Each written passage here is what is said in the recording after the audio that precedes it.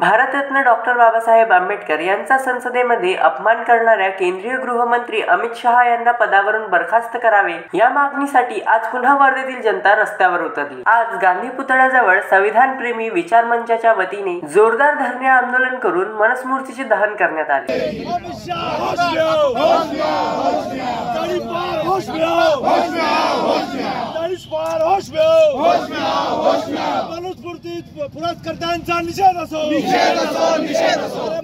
आज निश्चितपणे ज्या मनुस्मृतीच्या आधारे हे लोक ह्या देशामध्ये राज्य आणू इच्छित आहे त्याचं दहन झालंच पाहिजे। कारण की ह्या देशाला ज्यावेळेस स्वातंत्र्य मिळालं, ह्या देशामध्ये जे संविधान तयार झालं, बाबासाहेबांनी ह्या देशाला ही जी घटना आणि संविधान दिलं आहे, हे संविधानावर आज संपूर्ण देश चालत आहे। आणि सर्व न्यायपालिका असो, अर्थव्यवस्था असो, ह्या देशाची सामाजिक व्यवस्था असो आणि शिक्षण व्यवस्था असो, ही सर्व ह्या संविधानाच्या भरोश्यावर चालत आहे।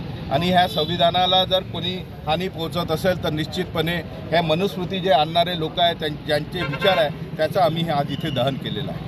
संपूर्ण देशात भारतीय संविधानाचा अमृत महोत्सव साजरा करीत असताना केंद्रीय गृहमंत्री अमित शहा यांनी संसदेत डॉक्टर बाबासाहेब आंबेडकर यांचा अपमान केला। भारतीय राज्यघटनेचे शिल्पकार डॉक्टर बाबासाहेब आंबेडकर यांचा एकेरी उल्लेख करून देशातील जनतेच्या भावना दुखावल्या आहेत। त्यामुळे देशभरात अमित शहा यांच्या विरोधात तीव्र आंदोलने सुरू आहेत। तसेच वर्धेतही आज हे तिसरे आंदोलन आहे। यावेळी गृहमंत्री अमित शहा यांना बरखास्त करण्याची मागणी करण्यात आली।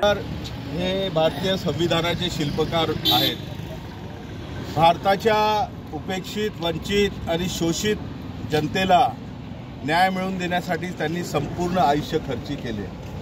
आणि अशा या महामानवाच्या विरोधात जे अपमानास्पद वक्तव्य ह्या भारताच्या तळीपार गृहमंत्र्यांनी केलेले आहे ते अत्यंत निषेधार्थ आहे।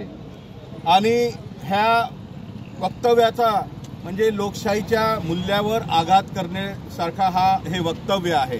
आणि ही भारताची जनता, ही जी लोकशाहीवर आधारित हे जे आज आपला देश चालत आहे, आपल्या संविधानावर चालत आहो, ही जनता कधी त्यांना माफ करणार नाही। त्यांनी जे म्हटलं की बाबासाहेबांचं नाव घेऊन काय करता, देवाचं नाव घेतलं तर तुम्हाला स्वर्ग मिळेल, म्हणजे त्यांनी बाबासाहेबांना किती हीनतेने लेखाचं आज ही परिस्थिती आपल्या या लोकशाहीच्या मार्गाने चालणाऱ्या, या संविधानाच्या मार्गाने चालणाऱ्या देशामध्ये हे मनुस्मृतीवादी लोक हे आणत आहे।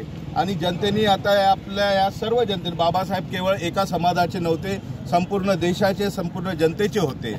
आणि म्हणून आपल्याला आता ही वेळ आलेली आहे की आता आपल्याला सतर्क राहायची वेळ आलेली आहे।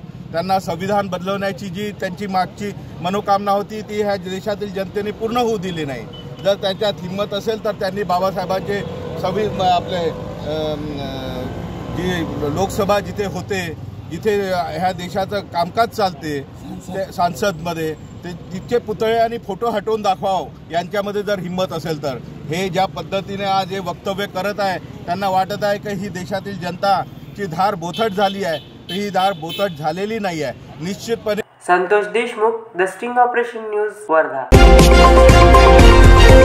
द स्टिंग ऑपरेशन न्यूज, सत्याचे दुसरे नाव, अन्यायावर लेखणीचा घाव।